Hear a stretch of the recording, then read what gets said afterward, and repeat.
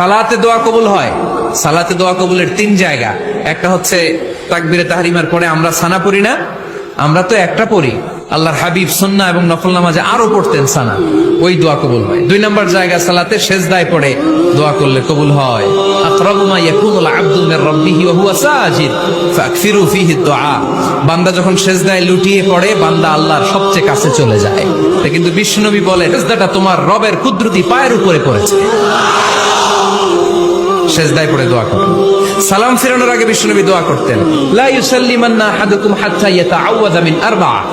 আল্লাহর হাবিব বললেন, চার জিনিস থেকে পানাহ না আছে আমার কোন উম্মত যেন সালাম না ফিরায়। তারা যেন পড়ে আল্লাহুম্মা ইন্নী আউযু বিকা মিন আযাবিল কবর, আউযু বিকা মিন আযাবি জাহান্নাম, আউযু বিকা মিন ফিতনাতিল মাহইয়া ওয়াল মামাত, আউযু বিকা মিন ফিতনাতিল মাসিহিদ দাজ্জাল। আল্লাহ কবরের আযাব থেকে বাঁচাও, আল্লাহ জাহান্নামের আগুন থেকে বাঁচাও, আল্লাহ জীবন